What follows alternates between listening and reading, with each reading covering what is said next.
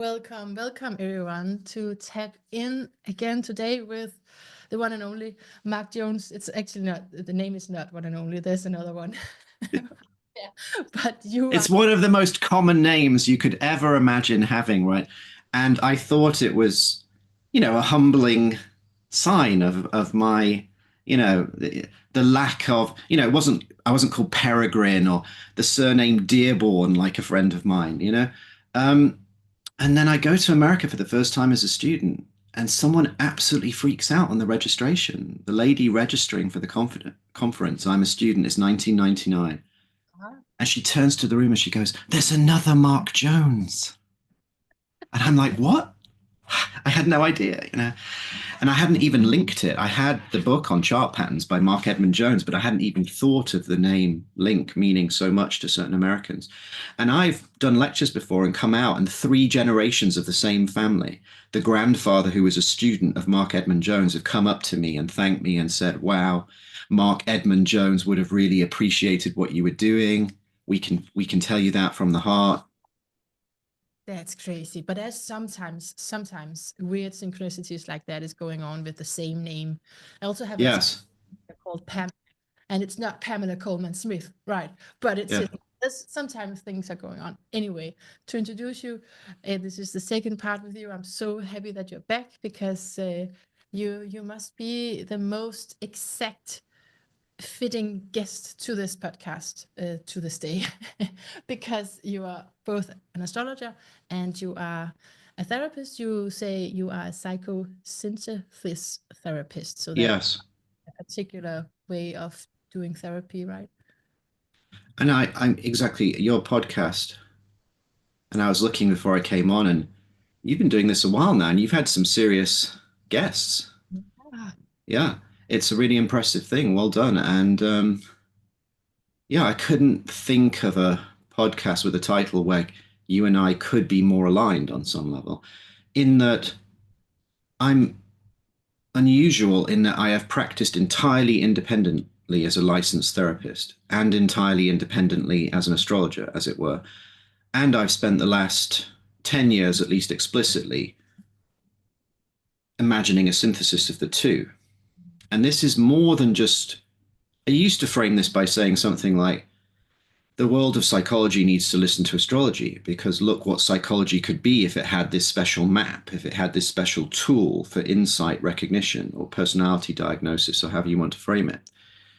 And I used to say very, very clearly astrology needs to listen to psychology and psychotherapy because it's working with people trying to help them, and yet it's refusing to learn from all this stuff about projection and transference and countertransference that we've learned over the 20th century. But now it's more than that. Now I'm like thinking, what is the future here? Outside of like heavy clinical work, you know, take the psychoanalytical model in its right absolute highest form. You're in the Bay Area, you're in New York, you're charging an extraordinary rate because you're worth it, and people are expected to come 2 or 3 times a week at your $300+ an hour, well, the 50-minute analytical hour rate, right? That is highly specialized, isn't it? Even if you think that is the creme de la creme of healing modalities, that's highly specialized, and only a very small number of people will be effectively able to avail themselves of that service. So, what is the future in a more democratic, heart-centered vision where you actually want more people to gain a sense of self-empowerment about their own psychological makeup or their own battle with conditioning or the burden of meaning in their life, right? In that world, is there not a cutting edge opening up, a democratization where people who are into astrology, body work, various new age modalities, spiritual ends of psychology actually can touch base with something where the psychological insights are more robust than is frequently present within, let's say, the looser ends of the new age type community, where you could say it's almost as if that community has developed completely separately from how psychology has developed, almost ignoring, there's no way some new age teacher in the 70s or 80s is going, Heinz Kohut said this in Does Analysis Cure? Or, this was his idea of transference. It's like somehow they split those worlds. And actually, and I've stopped using the word spiritual path personally anymore. I use the word psycho-spiritual path Yeah. because I feel it's just so important, the psychological element, that it's actually impossible to go very far without an understanding of your own filtering. Yeah, absolutely. Oh, you're saying so many good things in there. I definitely wanna let's go into that. What are the future? Because yeah, what are the futures in plural? So we're talking about a time in our lives where these outer planets are shifting, sign finishing up, and I don't know what you in particular look to for therapy, but I'm assuming Pluto is a big part of it. And what you were mentioning with the whole of more accessibility, that people have more access to how to get help. I would put that to Neptune and Pisces for so many years, and that people can find help and can find different ways of um, figuring out how to be in this life, and then it's just finding the right path for you and not just something off of the internet really quick, right? But at least there are sources now out there so that we can get help. Podcasts, for example, is a big deal for me. Oh, I think podcasts are revolutionizing the world. They're one of the best things the internet produced, aren't they? In the sense that the internet was positioned like this sort of hippie ideal, this technocratic global village, and it frequently just became illegal downloading and porn, basically. And actually, there's so much more when you open up. You can get a postgraduate level education if you follow the right kind of YouTube deep dive. I mean, there are universities posting just sublime lectures, and um, I mean, you make a good point there about Pluto Capricorn shifting to Pluto Aquarius. Pluto Capricorn peaking in a kind of systemic hierarchical understanding. And then Aquarius shifting to a more decentralized experience. So in a Pluto Capricorn ideal might be working your way up to the top, having the PhD, the letters after your name. This is the great analyst so and so from this tradition. And the Aquarian decentralization, although it has many shadows, look at the amount of anxiety in the world as we lose certain structures, has this kind of freshness, doesn't it, about availability of content. You can judge where someone's coming from just by where they're coming from, not their fancy achievements, as it were. And then the Neptune in Pisces, yeah, I mean, enormous compassion came into the world during that signature, but you could also argue there was an awful lot of a kind of like a dreamy energy, and that this Saturn Neptune alignment in early Aries, as I'm arguing in a webinar I'm doing for Astrology University in the summer, my talk's entitled "The End of the Dream?" ? It's as if we're feeling this end of a certain dream in the collective psyche at this point, including, sadly, a dream that many people had of a more peaceful, globally cooperative world. A very concrete thing of that example of that would be yoga studios closing down, right? This is a personal thing for me, but it's at least I see it here in Denmark, like physical yoga studios closing down. It can be online, but yeah, anyway, that would be a dream many people would have, to do a wellness center Yes. and that's just not, it's not happening in our busy. Well, because also many people have dreams, don't they? Think of all the students that go and study design or photography or certain types of art, and they spend good 2 or 3 years having this exciting time with hopefully tutors that are, making all these creative points. There are war photographers, fashion photographers, nature photographers, people who just go around with their Leica and take street shots and amazing light and doorways. Society only wants so many people going around with their fancy camera, taking arty shots of shadows falling on doorways and steps, right? There's only so much room in society that's trying to maintain its hospitals, its roads, its infrastructure for this kind of creative flowering of certain individual talents. So those individual talents have to find their way to a tradition. And that's why you see in our world increasingly these mega stars that become like Los Angeles or something. They take the water and the population from all the surrounding towns. No disrespect to the megastar. Taylor Swift seems like a lovely young woman and talented, but she is on this just insane level of reach. Why is that, do you say? Why is that? Why is that I happening? think it's to do with nonlinear distribution dynamics on one level, because the media of the world has opened us up. Because in my locale in Wales, right, if some amazing harpist or singer had come here in traditional times, I'd have heard from a friend, or maybe on a visit to the market town 20 miles away, someone tells me, oh, Helen's coming to town, she's got an angelic voice. Helen would have a reputation within 100 miles of travel and drawing people, right? As soon as you have cameras and recordings and multimedia, you get the rise of what would have been a local breakthrough person becoming this mega reach person if they have the right sort of production team behind them. So there's a drop off in the other possibilities. In that world, paradoxically, then you had the rise of everybody's making music in their bedrooms, but it's actually harder as an artist to make money because no one's buying CDs, and streaming services only offer you tiny, tiny fractions. So you've got this paradox in decentralization. It's not all good. And it's certainly not true that every creative dream that you have can be realized. But you get these coaches and new age influenced kind of speakers going, effectively live your dream all the time. It's the constant sort of mantra. It's excessively Neptunian, isn't it? I mean, from an astrological standpoint, it's an unbalanced expression of the archetypes. Mm. Oh, okay, so I want to title our conversation something like the future, Yes. in particular the future of also therapy, because that's to do with how we're doing uh, on every level, actually, not just on the inside. And to what you're saying there, I come to think of my question right now around neurodivergence, because I would add that to Pluto in Aquarius.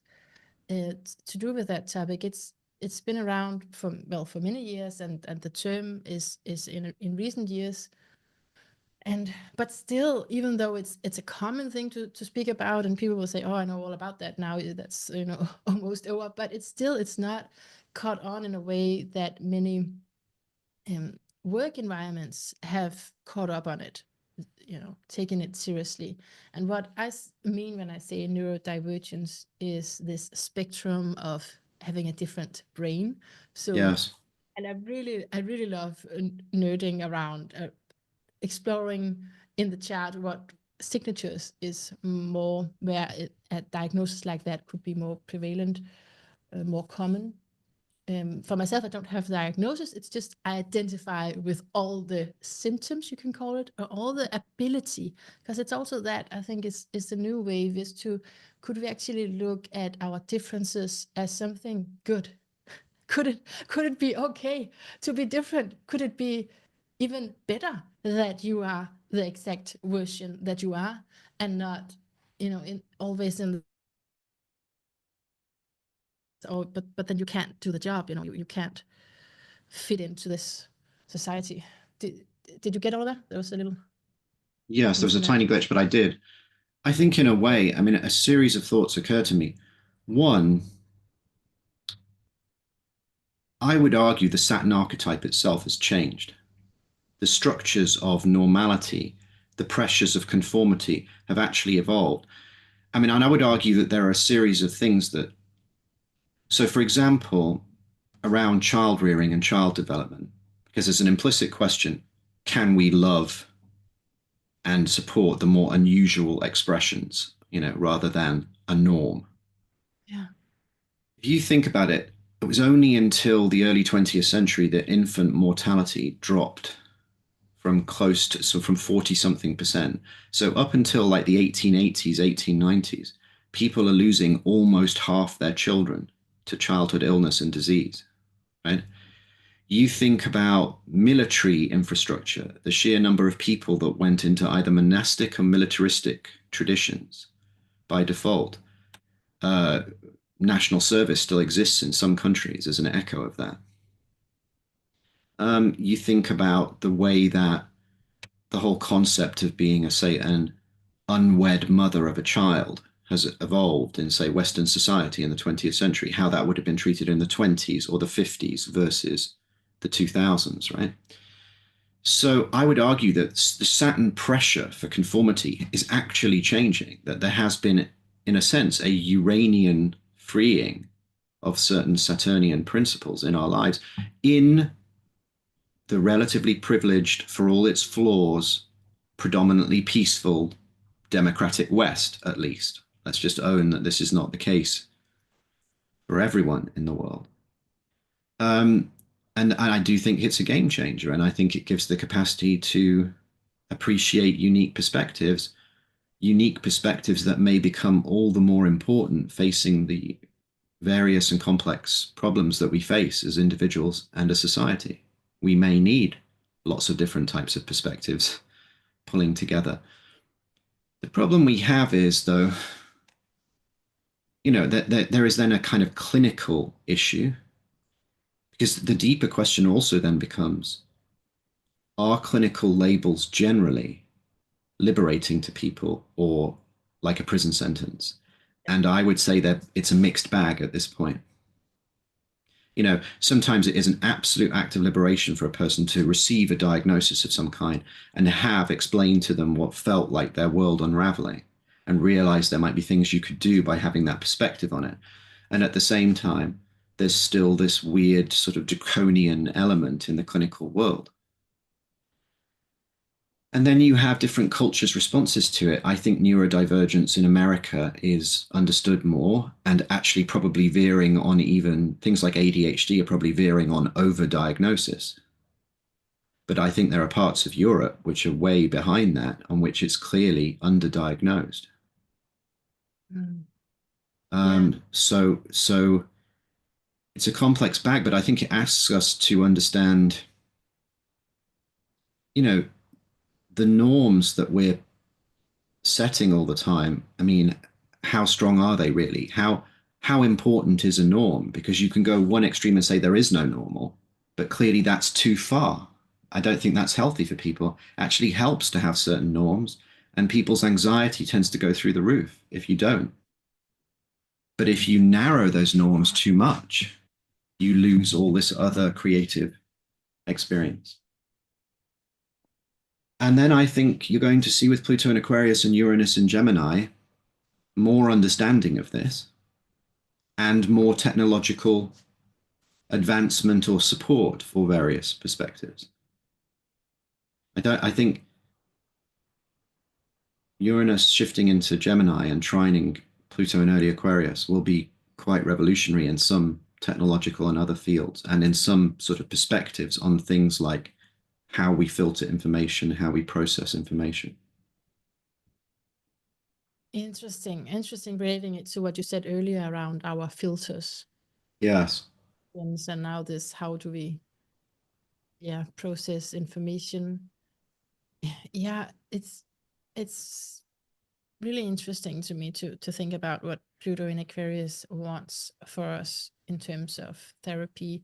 And one thing that I can hope for is more understanding of the different neurology that we apparently have. I mean, for me, it's fine with just the proof that's in the astrology. So, but how, Yes. however we want to discern what's going on, that's fine with me. But apparently, it is going on that some people have, a lot of people, we can talk about like an average person who fits better into systems, and then there are people who diverge from that to become an outlaw sometimes, unfortunately. Yes. Like you said, I really agree with you that we need norms. So I'm not. Well, and also we can't reinvent the wheel every time. You don't want to literally be trying to build a bridge and ignore all the other engineers that have built suspension bridges. We have to build on what's happened before. Therefore, there has to be a relationship to that tradition, and that tradition is complicated. Therefore, that tradition has to be summarized in neat chunks, and therefore there has to be some establishment of norms. Otherwise, the human being can't cope with the complexity. Because if you think about it, the outlaw motif can run two extremes. Either the person who's so profound that they're redefining society and a trailblazer outside of the law or the tradition, or frequently just a degenerate or a criminal. You know, Bonnie and Clyde or something. They're not presenting a heroic remodeling of human society, are they? Exactly. Yeah. Yeah. It's just a decline and a failure to recognize the tradition and the norm. The other thing here, the materialism of our age, in my view, reduces the astrological archetypes in their range of meaning.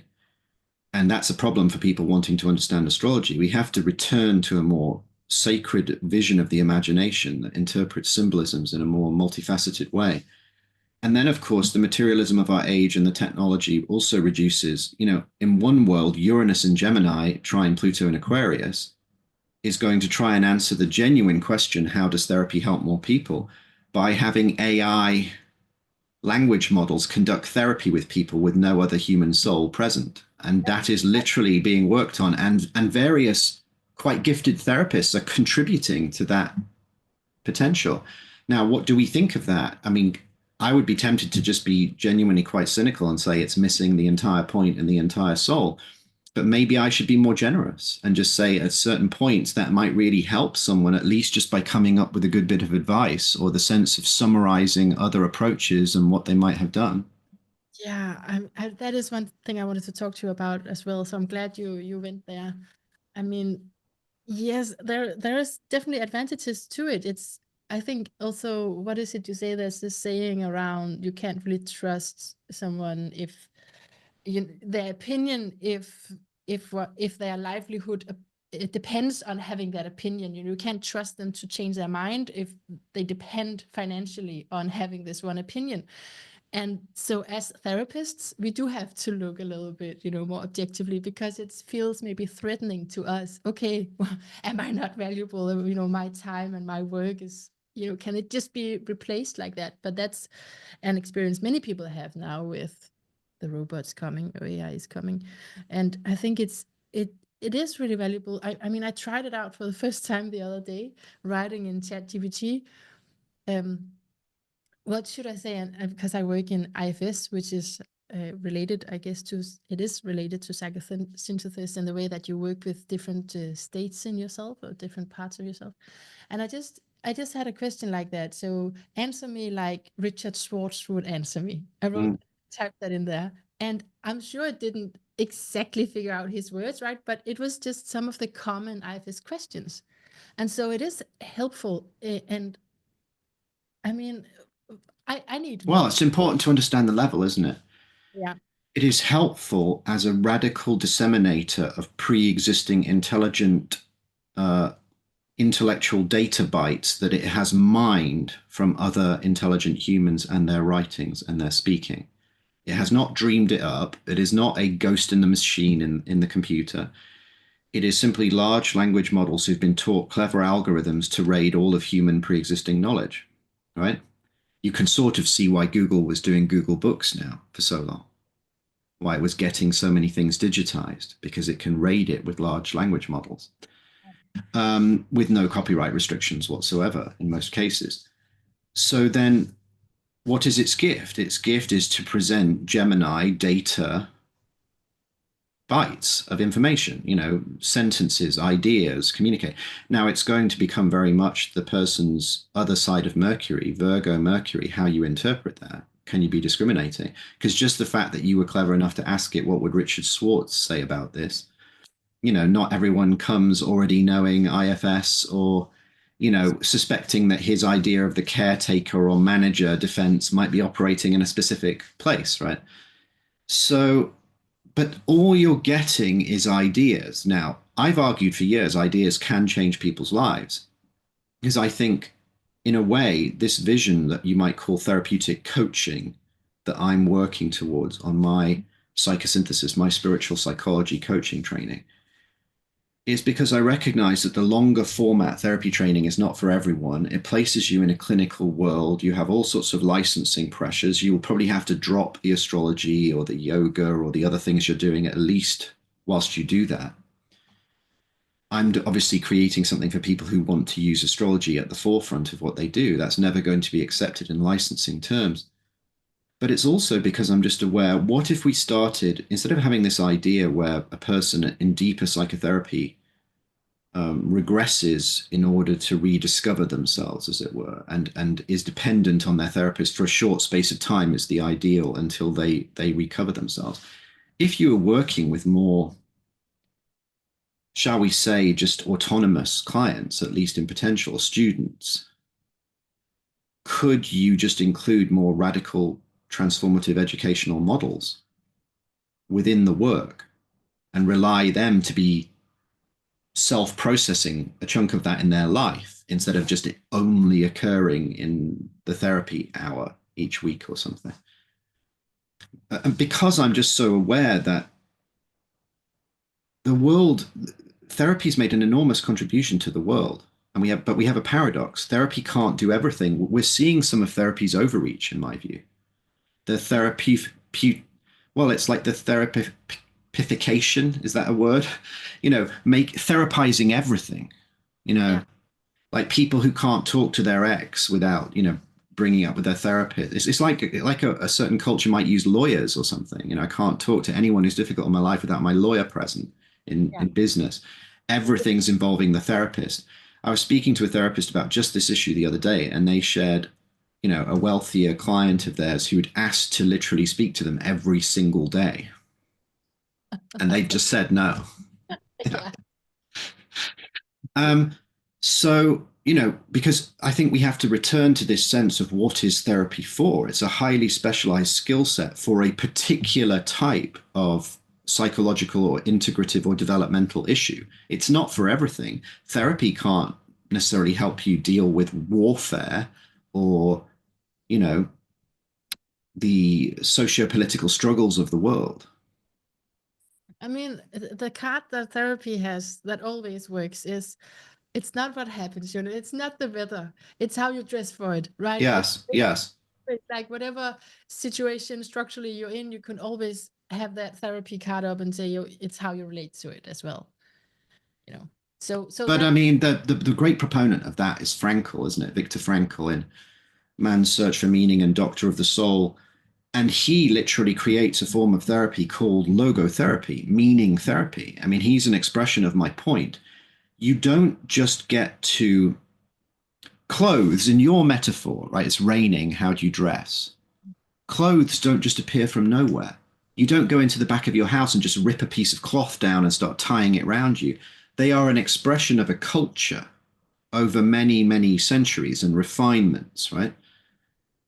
So, in a sense, the who you are that can choose your response to challenging existential or other circumstances is actually a very refined position. It takes an awful lot of psychological and spiritual poise. If you look at Frankl, the Frankl that emerges through his, extraordinary losses in the concentration camps in the Second World War, loss of all his family, his wife, his PhD manuscript that was only written down by hand that was sewn into his overcoat that the guard just ripped out and destroyed in front of him. 5 years of work down the drain. You find he found something in that and brought it culturally to the world. Now that's tricky, isn't it? Because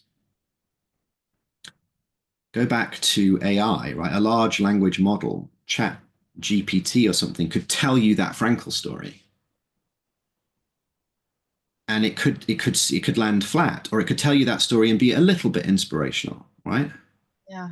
But you imagine the power of being told that story by a therapist or a friend or a mentor after you've just gone through the ringer and apparently, your marriage is over, you just lost your last parent, you're orphaned, alone in the world, you've been through this thing for months with someone, and then they lean forward and tell you about Frankl and lend you a book or something. How different that might be.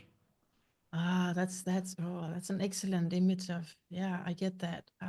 That is really valuable, and I find it, yeah, often interviews, everything I do, interviews, astrology, and therapy, that it depends on the exact moment.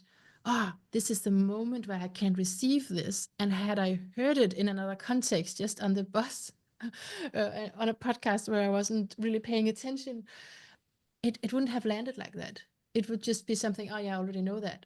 So there's that human. Well, and this becomes this thing. So I remember hearing about certain people even before AI who were like listening to podcasts or audiobooks on double or triple speed, right? The kind of like, just give me all the hits kind of thing, right?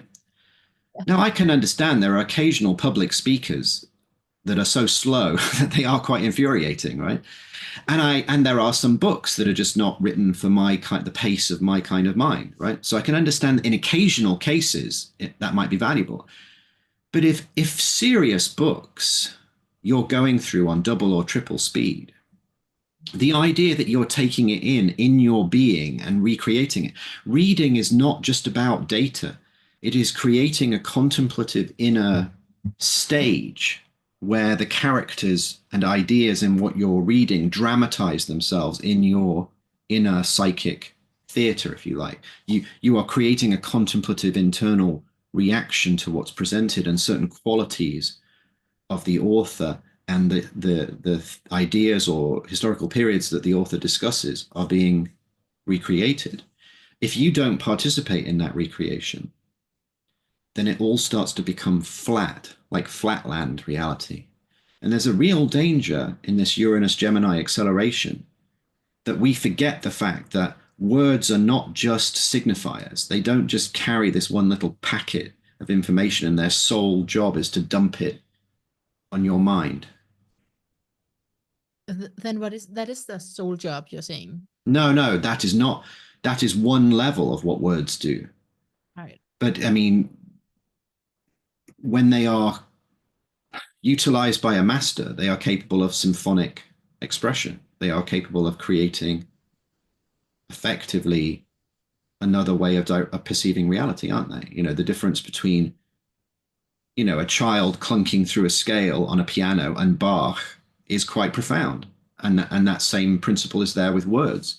You know, you can keep accumulating meanings.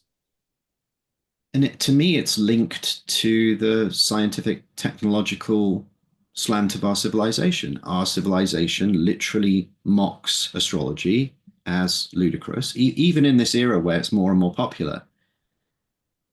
It's not more and more popular in the academy, you know, or in like serious subjects. And as soon as economies are hit by financial changes, they just push everything towards STEM subjects and they reduce even the arts or the humanities. Never mind that the psychology departments ignore Jung. Mm-hmm. Never mind that astrology is not in that world at all, hardly outside of isolated efforts like Nicholas Campion's cultural astronomy or various other programs. I mean, the level of bias in the civilization turns us away from the symbolic power. So in that civilization, we can imagine that just conveying an idea is all that a therapist does. But it's actually, in some ways, the least of what a therapist does. I mean, it is important, but the therapist's presence and their role as a being and a profound, multi-layered mirror to your identity and your process is clearly much more important.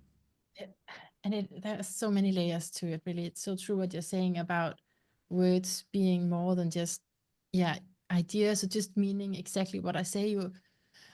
I mean, now, you know, this is my second language, so it's even there's even more maybe to notice that sometimes when I say a word, I can mean something slightly different. But even if we were speaking the exact same language, then still in a word, there's so many different personal subjective meanings to it. So words are just representing something. Obviously, it's a representation like astrology symbols are. So it's representing something. And that's why I think so many of us can find fascination in therapy and being drawn to it again and again, because there's so much more. There's always more. It's never just done. I mean, I've not had that experience yet, because there's so much to explore together. When something that a therapist often says, let's unpack this, because it can be unpacked. You can go deeper into, oh, that sentence, where did it come from in you? What did you mean by that? What does that mean? What does that word mean to you? And how have you experienced it earlier? There's so yeah, I'm with you. Well, and it offsets the loneliness of our time. Would therapy be so important in our culture now if there weren't so much isolation on a certain level? It's both progressive, isn't it? Because it helps people individuate and realize their own inner process and their own color palette within that they're painting their life with. But also sometimes it's an expression of just how isolated people are and fragmented, and how there isn't the same sense of community. People don't stay where they grew up in the same way. There's been more social mobility, but it's also led to more fragmentation. And then, of course, various collective events in recent times, such as the COVID era, have isolated people even more. Some have not fully come back from that. And some things may perhaps never will. But this tendency to reduce the symbols into a simple message is also present in astrology. Think of all the people, Neptune is doing this, Pluto is doing that, Pluto's coming to my sun. What does that mean? Yeah. Like they want to the one sentence, I just need to clean this up. It means you need to work out 3 times a week and you'll be happy, whatever. Yeah. Tick, right? The idea that you could reduce Pluto or Neptune symbolism to a single line or a keyword. I mean, you can for teaching purposes, and you can to kickstart a series of creative reflections. So if you pick the keyword transformation for Pluto, and you see Pluto coming to your sun or your moon or an angle, and you go, what's trying to transform? That could be creative. But the idea that you can reduce it to a single meaning, because we're, I think, dealing with this complexity problem all the time, that astrology is enormously complex, and it ought to be, because life is relatively complex, isn't it? And human beings need to simplify what's happening to them in order to be able to cope. None of us could cope with truly being aware of all of reality all the time. If you even for just a moment, even for 5 seconds, were just presented how your eyes process color in anything like the real way they do it, you'd probably need a few days to recover, or maybe, it would be like taking psychedelics or something. Yeah, so it's that filtering again, isn't it? Yes. So the filtering is much more profound than just the question of neurodivergence, isn't it? It's a deeper question about how we filter reality, full stop. I think it really is on that same subject. I'm not sure I can formulate it, but what you were saying before around how universities they're not getting the subsidy and not getting money for certain departments. Yes. Cut away now. I think it's the same subject we're talking about with neurodivergence, because as I see it, that movement wants to say we are here as well, and we don't want to be repressed anymore, and we want to be accepted for our differences. And in order to do that, we need those humanities. We need those. Yeah. Well, yes, it will impact certain specific communities, but I mean, if you step back, it's even bigger than that, isn't it? If you remove the idea of a general education in the arts or culture or humanities, and you only prioritize, say, computer science or engineering or math, or the loss in the culture is breathtaking. It's astonishing, because the STEM subjects do not involve a perspective on why we're here. They don't even touch that domain. They are actionable domains. They effectively go, in the terms of us being here, it's like that great Terence McKenna phrase, science works if you allow it one free miracle.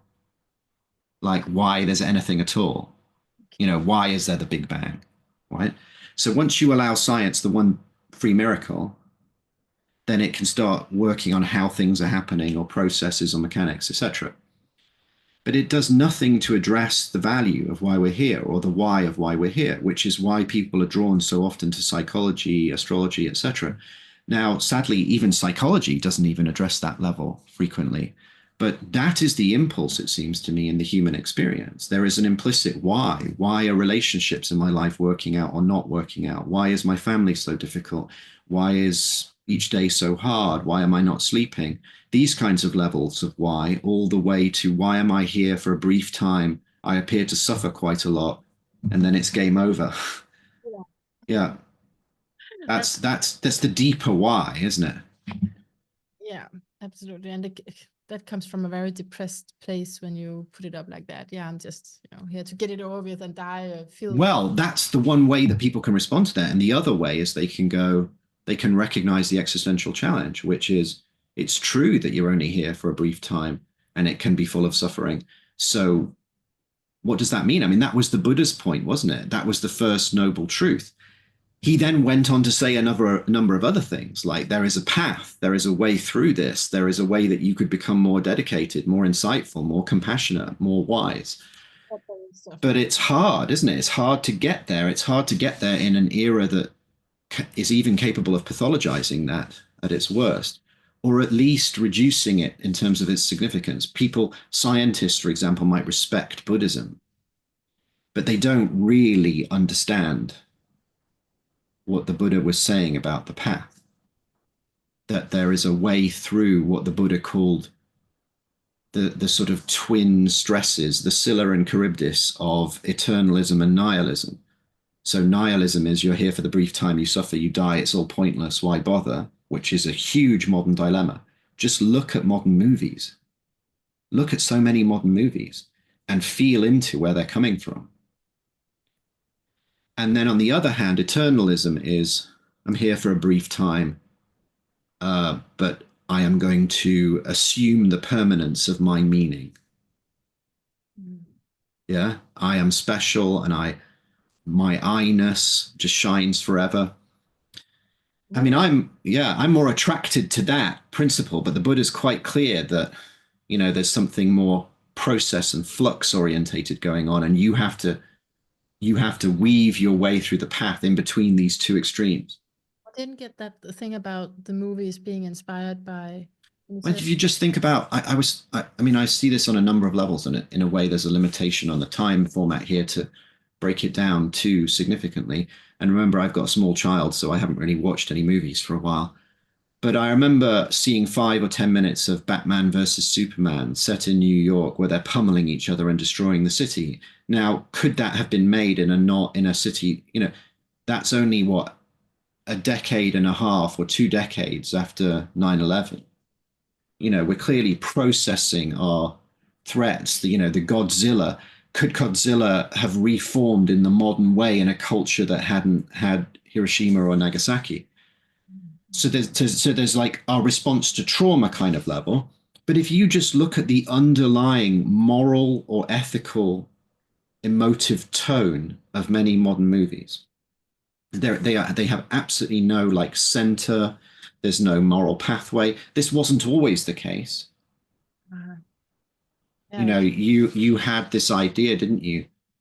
I mean, it's fascinating if you look at movies, what's going on in our culture. And some of it's quite inspiring and some of it's quite a degradation. I would argue the culture that had Philadelphia Story as one of the highest grossing films of the year and one of the most critically acclaimed, or even 30 years later, Rain Man as one of the highest grossing films of the year and one of the most acclaimed, compared to now, it's all Disney or Marvel Cinematic Universe, or if it's not a big special effects blockbuster, the chance of it being acclaimed. Heroism in those eras could exist within the narrative terms of our world, or the emotional satisfaction we would get from a movie would come from that. Now they're projected onto sort of adolescent deities, effectively, like a kind of superhuman complex to compensate for our sense of frustration or inferiority, I would argue, on a more kind of day-to-day level. But then my bigger concern are more modern dramas, just the sheer preoccupation with gangsters, murderers, serial killers, the sociopathic, the fascination with sociopaths in movies compared to their occurrence in most people's real lives. I don't know. There's all sorts of. I could go on and on, But I would say that the movies of our time reveal this decentered relationship to the sacred, in a sense. Our decentered relationship to the sacred. Yeah. Yeah, there's so many topics and ways to go with that field with what's going on in movies also being a new genre, a new business, most relative new. So But notice in our time, the massive thing that's happened is that the gaming industry has overtaken the movie industry in terms of financial power, in terms of influence on people's lives. And, we could discuss the implications of that because there's something tremendously creative in that, in one sense, because you're involved that's in the one thing. world. Yeah. And you can play online with your friends, etc. There can be a social element. But there's also quite a lot of constriction in that too, isn't there? I mean, outside of the most unusual games, even with these profound, superpowered game engines, people still aren't that free. They're still only able to respond within the parameters as imagined by that game. I don't know. There's a lot to think about that. There's a lot to think about in this filtering. I mean, you also need the computer. You also Yes. it's Yes. just what you need when you want to be in that world. And then where does that leave us? Now I'm not even on social media anymore, other than LinkedIn. Then I feel that fragmentation and how we Yes. Well, I've joined you. I mean, I'm still on Facebook because there's an astrology community, but I don't go on there really, hardly ever. And I don't post hardly ever. I mean, because these things have become such intense intrusions. And it's a great point. You're still on a computer. I mean, if you go back to my idea that at its best, reading was this attempt to create a sacred theatre in which the ideas or the personages of the book could come alive inside you in a contemplative space. The computer, with its incredible graphics on its games and PlayStations and Xboxes, they rob you of the inner faculty of making an image inside you. They rob you of an aspect of your imagination and they fill it in for you. That's what movies do compared to reading Lord of the Rings, even though I love the Peter Jackson movies personally. I mean, I just think I was glad I was alive to see them. That's how I felt at my best when I first encountered them. But it's still not really the same as when you read Lord of the Rings when you're a kid and you spend a week, living with Gandalf's death or whatever, that it shapes you, this internal relationship to this figure that you'd start to build as if he was a figure in your inner life. like So, yeah. it's a question of balance and how much and how little. But just it's so interesting when we're talking about the future, what it's not gonna stay the same. At least it must, like you're talking about with Uranus, there acceleration, and so at some point assuming it's gonna break something. It cannot keep up with this. Something has to change. So Well, because human progress has already been so rapid, hasn't it, that the deeper evolutionary psychobiological aspects of the human condition haven't caught up. They haven't caught up really with, they've barely caught up with airplane flight or 50s style cathode ray televisions, never mind smartphones, the internet, AI kind of thing. It's just that we're entering into the danger of the runaway effect is we're entering into that difficult phase where our technology so supersedes our capacity to stably integrate it in various ways. And that is, of course, a problem that has been reflected on mythologically, hasn't it? From Atlantis to even an aspect of the Promethean myth. You could start to look at the Promethean myth or that moment in Kubrick's 2001 A Space Odyssey where the obelisk comes down to the monkeys and they pick up the tools for the first time. Are we celebrating that? Are we saying this was the beginning of the end? I mean, that's it's human nature we're struggling with, isn't it? It's yeah. the tree of knowledge, is it going to empower us or are we destroying ourselves or something here? And we, that archetypal conflict is far from resolved and needs in a way, profound engagement with on an individual and collective level. What I like about astrology, which I think is so unfair about the way astrology is vilified, and I think there are some fair criticisms of astrology, superstition, excessive prediction, simplification, is the richness of archetypal resonance it can give these struggles in your life. If you have, we see Saturn and Neptune coming together in the sky in the next few weeks or months even. A symbolism of limitation meeting the ultimate symbol of boundlessness. It's paradox, isn't it? Saturn and Neptune coming together is an archetypal symbol of paradox. We have a Saturn and Neptune in our chart. We have all these different parts, and it gives us a language and a geometry of the way that they relate to each other that allows for this complex reflection at its best. At its best, astrology is one of the great self-contemplative liberating tools. Way, way more profound than your Myers-Briggs or even your Enneagram. Yeah.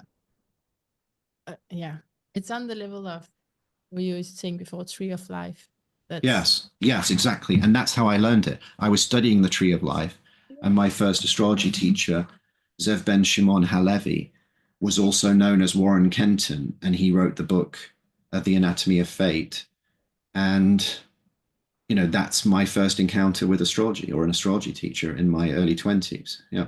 Because I was studying Tree of Life called Kabbalah. Yeah. Yeah, the Kabbalah. I'm just starting that adventure, being patient with myself of how to. Yes. Well, because it is complex, and it's funny you should say that. But for the first time in a in-person masterclass I'm doing in Wales in the early part of September, we'll be using Kabbalah explicitly for the first time in teaching about the sun and the moon, because they exist on a middle pillar, which is helps. So Tifereth, the sun consciousness, and Yesod, the foundational psychological consciousness, the moon. We're going to be exploring that archetypal marriage of the sacred lights, which is actually a complex symbolism of personal evolution based on the idea that there is a path you can walk, a path of inner truth or integrity, that in a sense places the developing self, the moon, that changes phases through time, like you grow through the different phases of your life. You can place the moon in the right relationship to the sun, the shining light of your being, your core energy. But I think you've stumbled, you personally and anyone else who's listening who's looked at astrology and Kabbalah, they are two of the richest and most complex symbolisms. I have never found any more rich or complex. The tarot at its absolute best has a place within that, and certainly a book like Meditations on the Tarot by Valentine Tomberg or other very deep contemplations. But Kabbalah and astrology, two of the most satisfying symbol systems. This ordinary idiot, as Gurdjieff might call me, has stumbled into in his life. At least I was an ordinary idiot that recognized profound symbolic beauty when I stumbled across it. Like it's like the Fool, right? It's like yes. And we are both Pisces, so we know a thing or two about. Yeah. Stumbling along and falling off the cliff of life and just trusting that you might land. Yeah. That too, but also the symbolism that, when we want to understand everything in a way with the Pisces. Yes. You need the symbols to boil it down so we can get some of it. Marga, I do want to ask you a little bit about you mentioned the Neptune, Saturn, and yes. I think that because that's the conjunction coming up. There's also in the year we're in now, 2025, Neptune is not completely finished in the sign of Pisces. It's gonna go back to the degrees. What are your visions and thoughts just from where we are right now in time? What do you think is coming up with that, and maybe other placements that you've been looking into? I think the point you're making about Neptune being in the last degrees of Pisces, coming back to the last degrees of Pisces again, is an important part of this whole feeling in the world right now, it seems to me. We're witnessing, aren't we, some kind of shift, Neptune at the end of a whole cycle of the 12 signs going back to Aries. Recently, I did a presentation on some of these things, and I'm doing another one soon. But I mean, for example, at the end of the Second World War, when the Bretton Woods Agreement was drawn, Neptune was at 1 Libra, and it was after the aftermath of the destruction of Europe, the instability in the world, the complex role of the United States in the war and the rebuilding. It made the dollar the gold standard in the world. It established effectively an international order that's been in operation in some form since then. Well, we're seeing Neptune in early Aries, the opposition point, and that world order seems to be changing, and there seems to be an explicit Aries return to selfish agendas or strong man leadership or whatever you want to call it. That now is in opposition. Yes. So that kind of point, which was the establishing of the New World Order or relative peace that we've enjoyed since that Second World War, with all the exceptions of all the many conflicts that have gone on, because it does seem that human nature has a preoccupation with conflict. And in a way, Neptune in Pisces appears to be this huge sort of collective transition psychically, in a way, and a lot of grief and disappointment for many people that the world isn't in a better place, that there isn't more collaborative world leadership. But, from the perspective of another vantage point, human nature is what it is, isn't it? And people have these very selfish or nationalistic preoccupations. Up to a certain point legitimately, but how extreme will it become? So some of this late Neptune in Pisces seems to be this sense of a death of a dream, a progressive dream, the dream of a better world, the dream of certain forms coming into being, and there's a lot of people feeling very destabilized and anxious. I also think it's important in that to realize that a lot of, when personal dreams of yours are affected or reach a limit point, we're reminded of certain situations, both in our deeper unconscious from our childhood, the disappointment, Klein's depressive position, the very parents that we idealize and love us are also the ones that disappoint us and withhold from us. We get sent into potential karmic material, soul memories, archetypal domains of loss or the end of possibility. Because I think people have to watch in the current sense the way that personal psychic depth can exaggerate certain concerns about the contemporary situation. The contemporary situation is concerning, but it's certainly not worse than at that Neptune opposition point in 1944 when the Bretton Woods Treaty came into being, in 1945 when it actually took effect.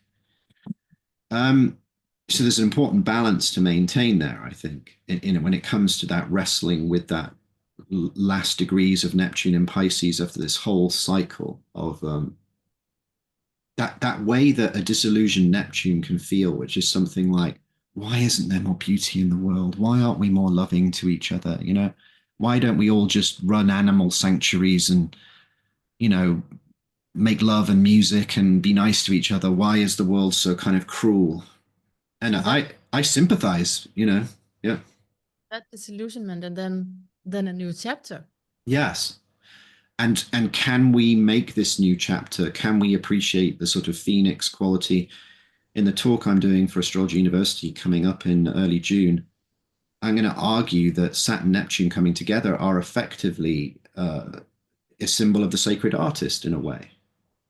That, Saturn is the artisan or craftsman learning the craft to the degree of mastery or excellence in order to make the craft so beautiful, so aesthetically harmonious that parts of the mystery, Neptune, can fall into it, can be present within it, can come alive within the form.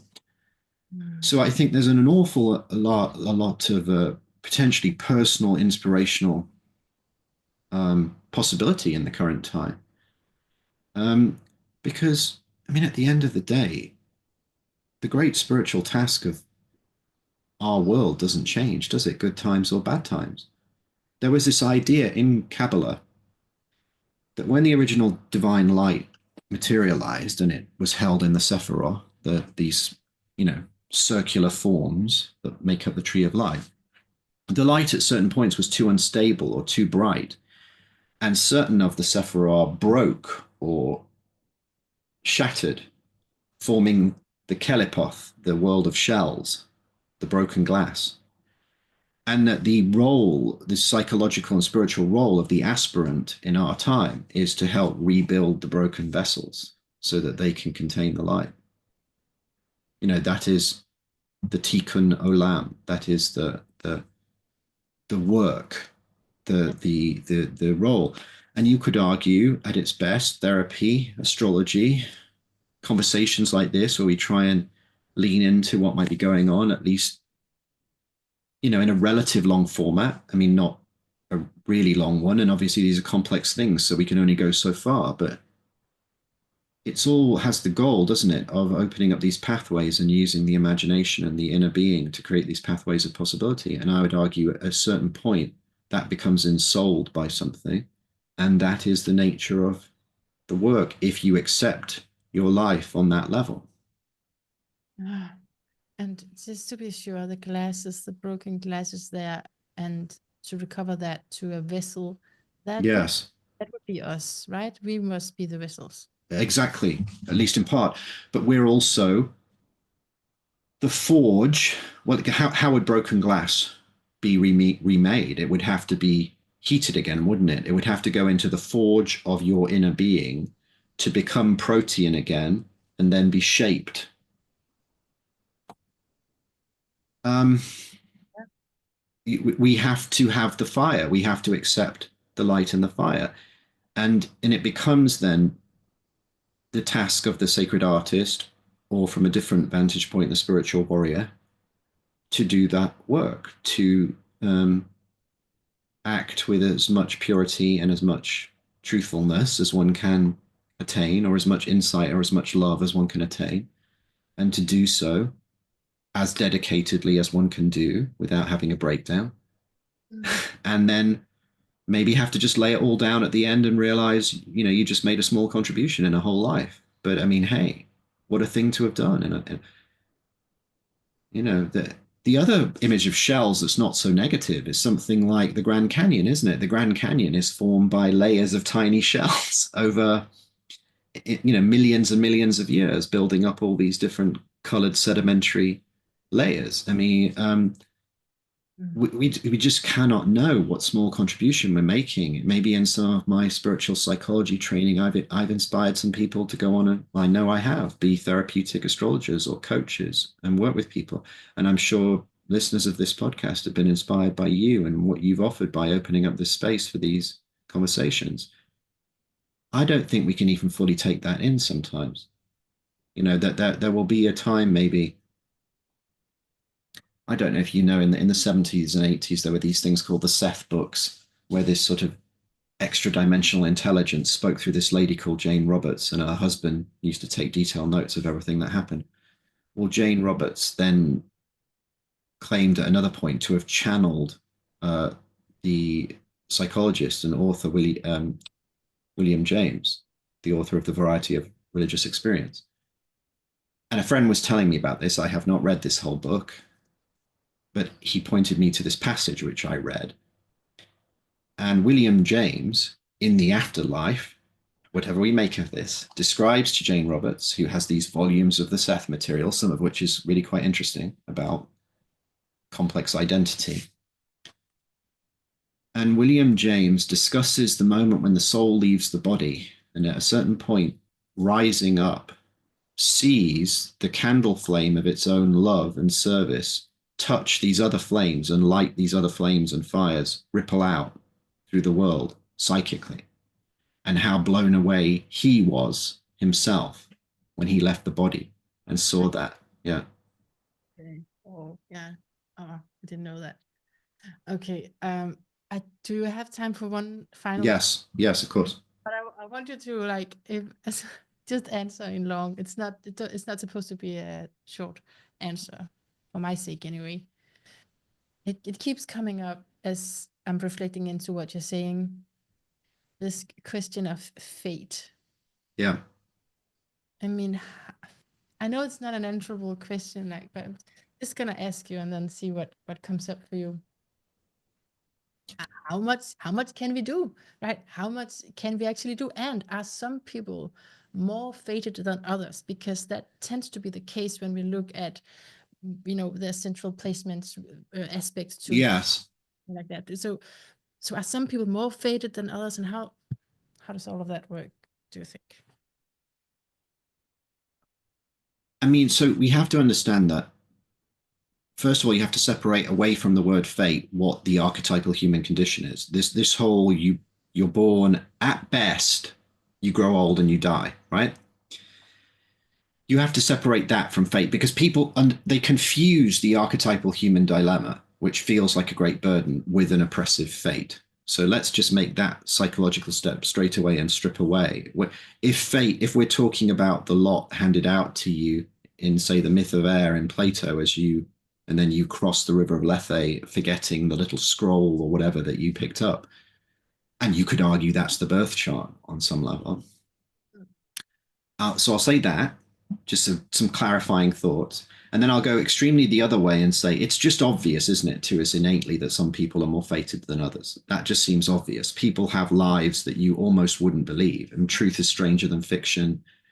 It's stranger than like a historical novel or a movie plot kind of thing, the twists and turns and things that happen.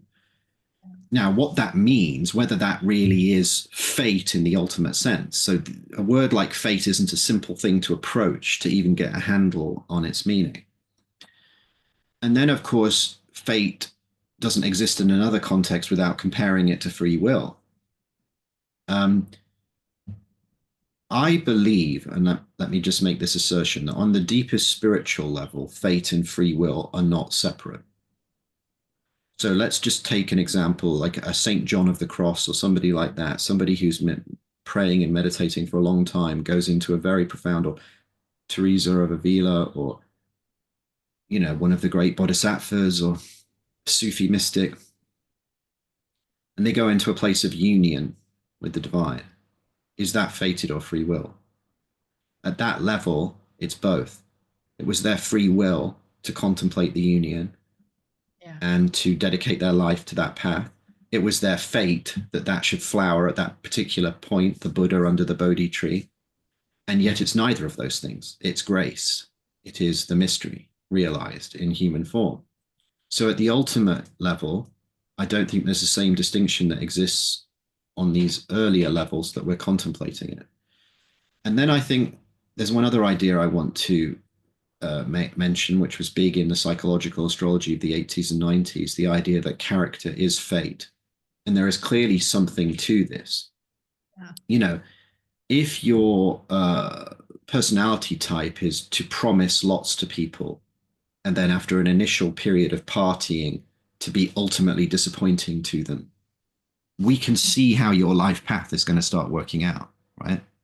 You don't need it might happen corresponding to a huge Pluto transit that you have your downfall, but you didn't need that huge Pluto transit to have a downfall, because it's implicit in the fact that you promise too much and are ultimately disappointing all the time in every area of your life.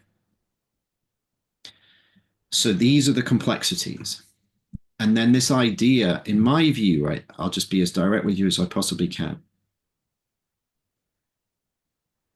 The human psyche, in a broader sense, or soul, is electromagnetic. So we are in a universal field. You and I are in a relational field right now, even though we're hundreds of miles apart. Then there is just the ultimate field of reality, the field of history. It's just so complicated when you look at it one way. But if we just simplify it and say there's this larger field of reality, and then there is the electromagnetism of my field, and those two things complexly align. So again, we come back to this idea: do bad things happen to people? Do they deserve it? Are they terrible? Is it just karma? So obviously, yeah. The question is, how much can I affect? Well, okay, cool. So the weather system theory that I'm talking about, the electromagnetism, that if you have this constantly, this is a phenomenon I've worked with a number of times in a deeper therapeutic sense, right? People who just don't trust anyone. They've often had deep childhood betrayal or disappointment. They just literally don't trust anyone. is it a surprise then when they don't have intimate relationships that work out or have intimate relationships at all? So that is those two things arise together. Does it even matter if that's fate or free will or karma or whatever? They are a self-existing thing. That state is electromagnetically of a certain kind, not trusting someone from earlier in your life, and then it comes out in your current relationships. People will get tired of not being trusted. They will feel pushed away, right? Can you do something about that? Well, if you can learn to trust, yes. Yeah. The answer starts to emerge by appreciating the nature of the magnetism, right? Once you've started to literally see these magnetisms, and without sounding like a complete weirdo here, there was a point in my therapy practice, I was just doing so much client work. And as you said, we're both Pisces, we're quite soft, sensitive people, really. I just started to see these things. And I mean, kind of almost literally see, certainly see, feel. Like an intuitive awakening occurred that I have called the psychological awakening, where I just began to see these processes in people. They'd be talking to me and I just see it.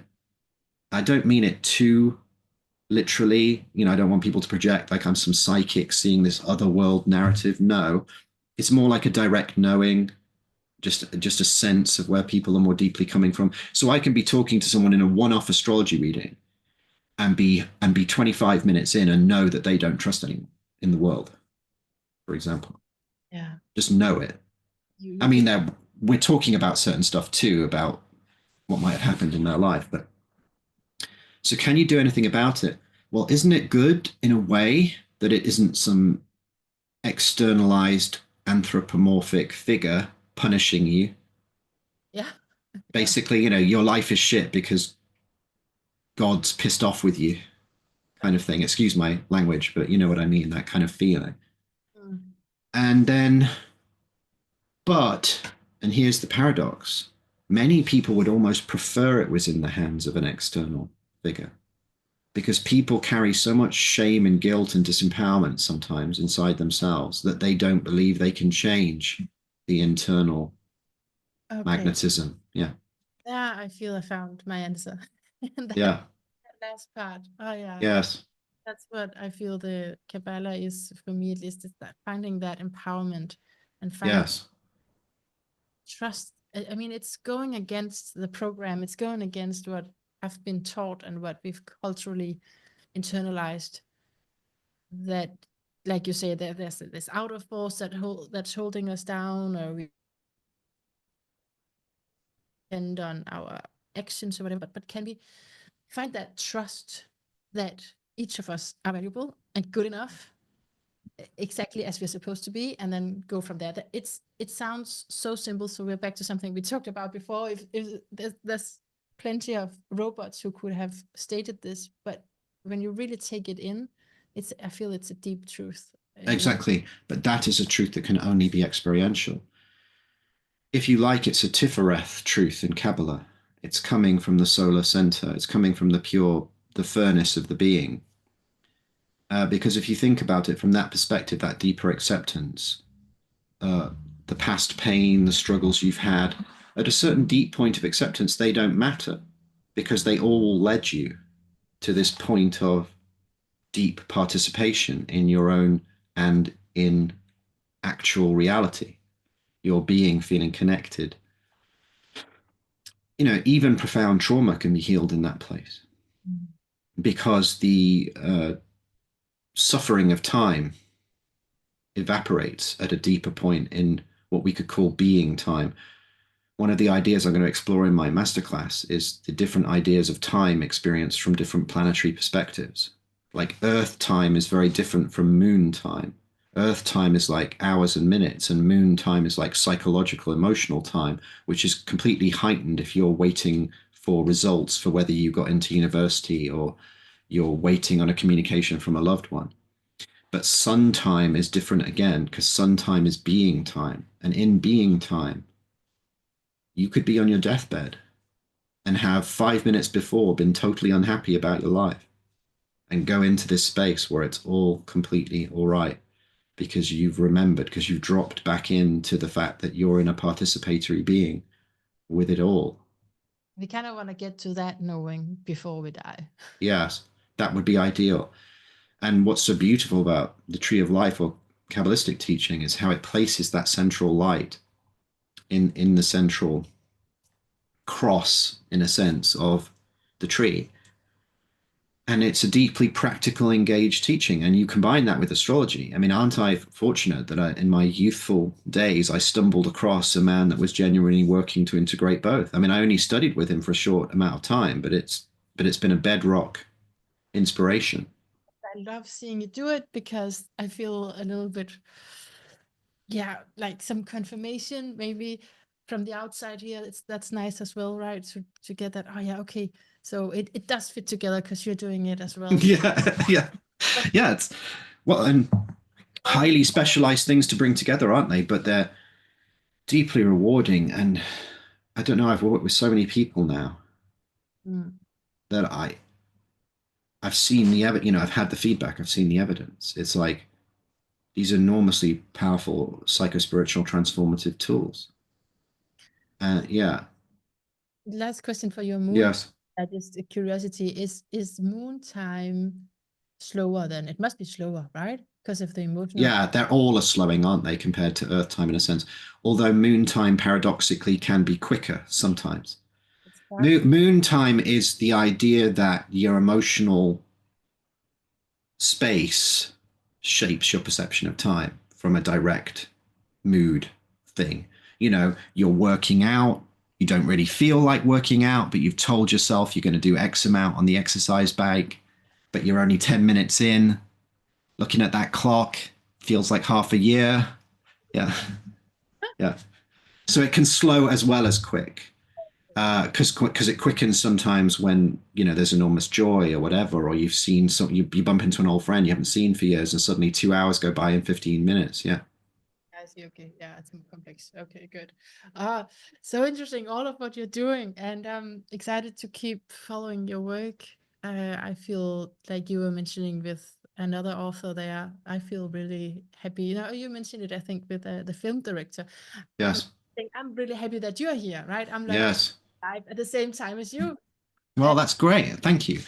And I really enjoy our conversations, and I'm just glad that we've reached a point in the world that there's a therapeutic astrology podcast, and someone of your sincerity and capacity has recognized how important it is, because astrology is growing in importance, and people are recognizing that the world out there is not offering them something that actually makes their life feel tangibly more livable, or values or insights that they can use to live. So they're turning to astrology, and now the best astrologers are going to turn within themselves and go, yeah, is what I'm offering actually addressing that need? It, so we have to take stock ourselves here, and ask us, what is the best of astrology? What is the best of these things? Not just esoteric studies for the sake of it, or weird superstitious projections onto the cosmos or the world, the planets doing this and that to me. It's not my fault, love. It's in the stars. You know, I'm just doomed to be an asshole. Well, Mark, you could try changing. I'm sorry, I can't. My Mercury is in the unchangeable sign. Yes. Or whatever. We've got to be careful. We've got to look at those things and see how can it best serve. Yeah. I like that. Astrologers turning inward. Yeah. Take that away from what you're saying. Like astrologers turning inward. Yeah, should do that. Thank you so much, Mark. Pleasure. Pleasure. It was really nice to see you again.